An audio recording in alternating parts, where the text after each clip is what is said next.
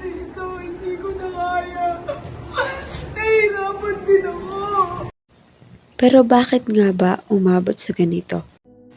Siya si Isabel, matalino at palaging aktibo sa mga klase. Masayahin at marunong makisama. At may magandang relasyon sa kanyang kasintahan na si Zella. Pero sa kabila ng saya, ay tatalikuran siya ng mundo. Sa likod ng bawat palakpak ay may katanungang naglalaro sa isip niya. Hindi pa ba sapat? Bakit ganito? Hindi ko makisalito eh. Nakakaman lahat. Magaling naman ako sa pag-aaral. Tapos nakikipaghiwalay ka pa. Ba't naman ganito?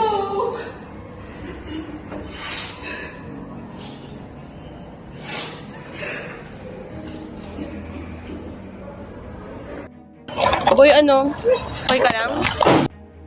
Hindi, alam niyo naman, di ba, hindi ako nakapasok sa honor. Tapos lahat kayo mga kaibigan ko.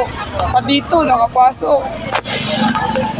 Tapos, kaganina lang nakipaghiwalay sa akin yung girlfriend ko.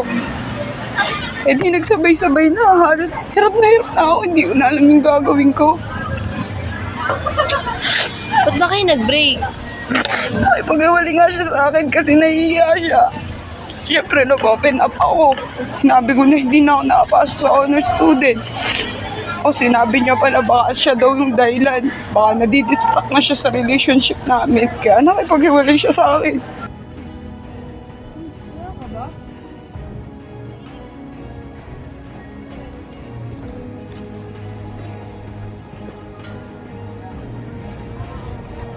Hoy, ano ginagawa mo? Alam mong bawal yan. Kinaya nga alam!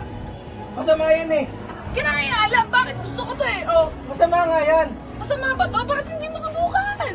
Masama yan eh. Alam kong masama to, ba't kinaya nga alam? Gusto mo kay Papa. Ba't bakit susumbong? Ano? Subukan mo! Tayin kita kapag nagsumbong ka, ano? Magsusumbong ka? Siya ng ulam. George.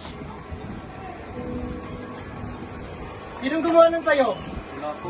Sabihin mo, sino? Wala po talaga. Bilis na, sabihin mo kung sino. Si Isabel po. Ano? Puta.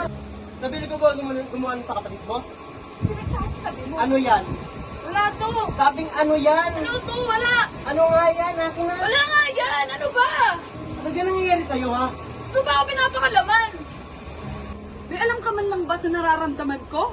Kung ano mga pinagagawa ko? Na sobrang sakit na ng pakiramdam ko, hindi ko na nga kaya sa school eh. Hirap na ako. Alam mo man lang ba yun?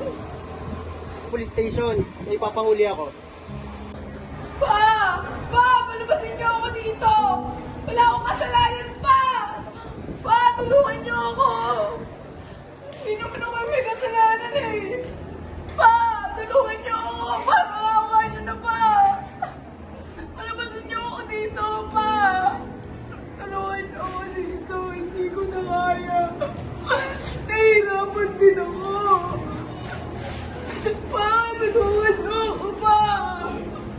Ayoko na dito! Sobrang lingkot pa! Tulungan niyo ako! Yun ako dati, pero na-overcome ko naman lahat ng yun. Pinilit kong magbago. Mahirap, oo, sa una. Pero kailangan lang talaga na mahalin lang natin yung sarili natin at lagi lang tayong mag-focus sa kung ano yung makakapagpabuti sa atin. Kung kinaya mo, matik yun, dapat kaya mo. Say no to drugs, say no. Magulo, mahirap, malalim ang rason. Pero naniniwala akong kaya mo.